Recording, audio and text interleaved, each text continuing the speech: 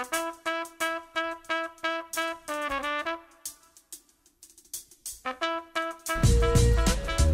pa in na naman ang pagiging mainit na produktong made in China, sa mga lugar tulad ng Divisoria, di uso ang melamine scare.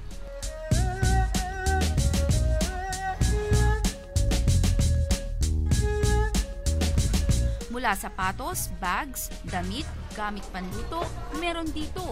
At malamang wala naman daw siguro itong formalin, lead at ang pinaka-hot na ingredient ngayon, ang melamine. Katulad ng mga ganito, 180 lang sa amin. Tapos yung karamihan sa mga 150, 250, 350 ang pinakamataas na price. Nike.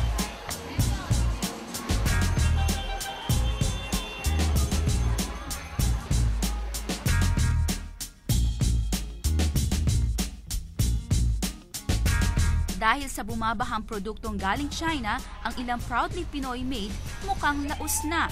Tulad nitong si Jutay, 20 taon ng star tindera sa Ilaya. Lahat daw ng paninda niya noon made in Marikina. Pero dahil bagsak presyo ang hanap ng mga customer niya, made in China na lahat ng tag ng paninda ni Jutay.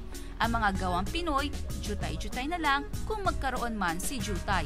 Puro, siyempre mga Pilipino dati. Oo, nagbago na kasi ngayon, ma'am. Siyempre, sasakay tayo ngayon kung alin ang uso. Sabi ng World Trade Organization, halos 80% ang foreign direct investment ng China sa Asia. Siyempre, isa rito ang Pinas. At kasabay nito, mga produktong China at ang mga vendor na Chinese. Karamihan sa kanila, puro iling ang sinagot na subukan namin interviewin. Pero meron din namang pumayag, tulad ni na Willie Ngo at Jose Ong. Tubong China ang mga ninuno, pero proudly Divisoria na raw ang puso, kasama na negosyo nilang textile, unan at kumot. So far, nakakatawid naman ng mga obligasyon saka pang-araw-araw na gastusin. Pwede naman ho. Basta pwede may makain na araw-araw, pwede na rin.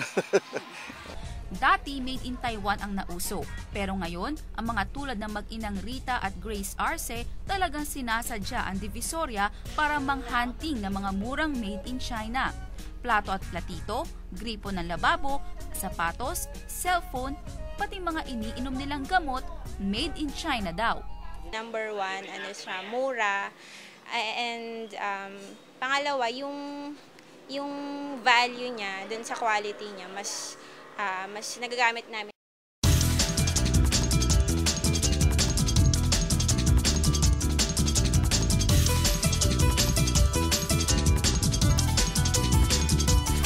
Pero hindi lang sa Binondo o Divisoria ang landing ng mga produktong made in China.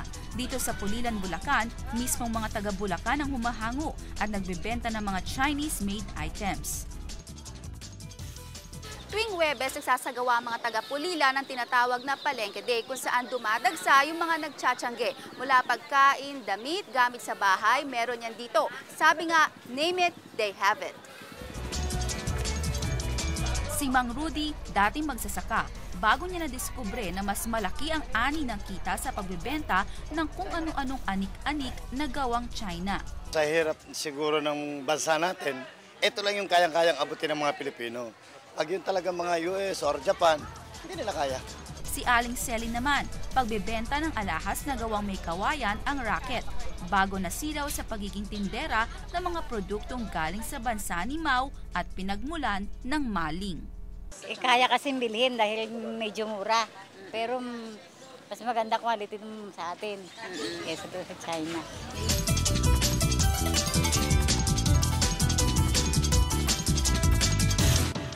Gunting, paputol mo na kung wala nang silbi.